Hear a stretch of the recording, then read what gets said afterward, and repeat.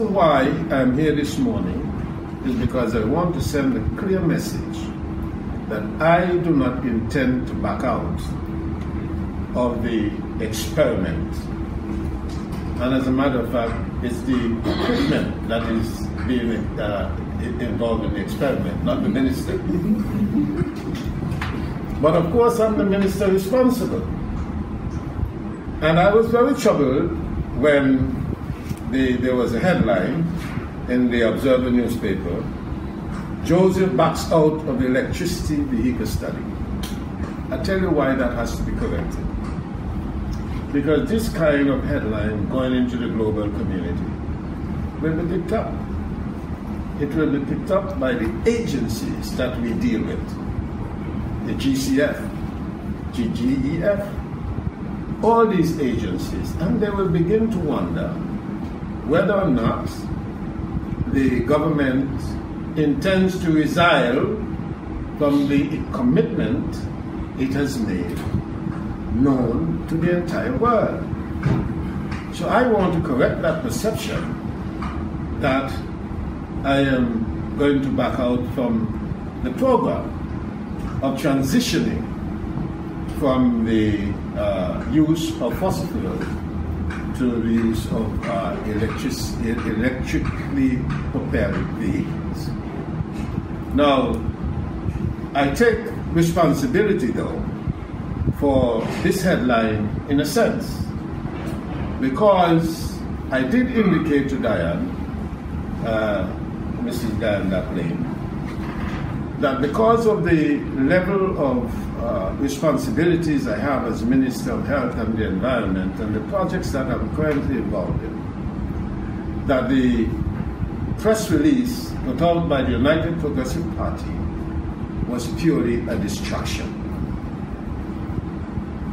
I take seriously my commitment to the people of Antigua and Barbuda, and at the time when this distraction came forth, I was negotiating to expand the dialysis machines, the dialysis service at Mount St. John, where we will, in about 2-3 weeks, as a result of negotiations, we'll have additional 6 dialysis machines at Mount St. John, and will increase our capacity by approximately 30%. During that same time, I was chairing the coordinating committee for the response to Barbuda. And that responsibility required almost a 24-hour type of availability for issues that come at surrounding Barbuda. So this issue came at a time when I was under some serious workload. And so I perhaps gave Diane the wrong impression. I don't know, when I said to her, see if you can find somebody else to undertake this assignment with this vehicle.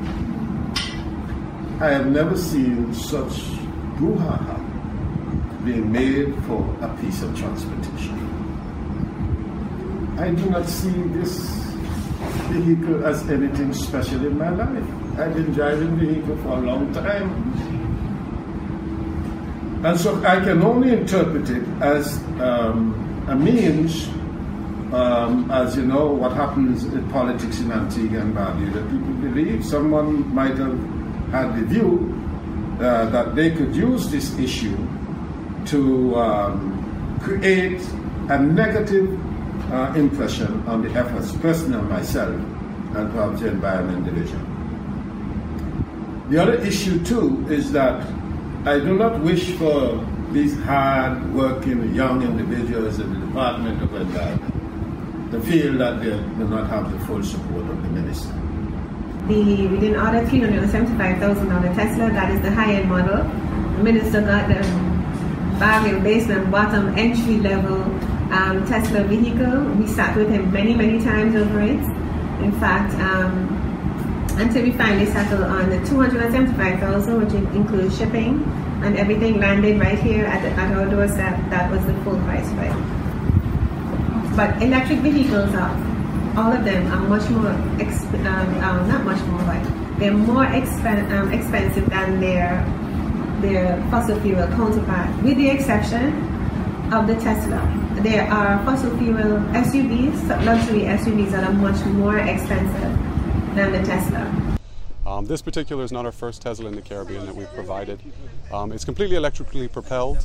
There's a charge port hidden in the stoplight right there. That charges it for your pretty much all of your driving needs. The vehicle itself, there's no need for any gas components. So there's no filters, there's no fan belts, there's no radiator, there's no spark plugs, there's no oil. There's simply 2 electric motors hidden at the differential down below. You can't see them to the naked eye, and then you have an inverter system which converts the power that is absorbed by your battery pack and drives the vehicle. And the vehicle itself is achievable of 237 miles of range, more than sufficient for anything in Antigua. We are the leading maintenance providers in the Caribbean. The maintenance is minimal. We would tell people, for example, you have 12 parts in this car. As great and beautiful as a car is, there's 12 main parts, and that's it. You look at a combustion engine, there's 300 parts underneath the hood. So for example, if we want to talk about parts, I mentioned a few of them already. The electric motor, you have the 2 inverters built in at the differential with the motor. You have the charging port. You have HV power lines which run from the battery pack to the electric motors to give you the torque and power you need. And then a few other parts that I would describe. You have the compressor, because it isn't a normal AC system, just like any other car with an AC system. There are 2 fluids in the car. There's brake fluid, and then there's coolant, and the coolant is double used for the battery management system as well as for the AC system. If you wanted to power this solely by a renewable energy, it would take a simple 2.2 kilowatt solar system, and for perspective, that's about 8 high-quality solar panels. If you don't have a solar energy or you don't have a renewable system, nonetheless, it is a more efficient vehicle for a country, for any country in particular. So, in particular, this vehicle consumed at full charge will probably take about 4.2 gallons of gas burnt at the power station, whereas the minister's former car probably consumes 15 to 19 to 20 gallons of fuel.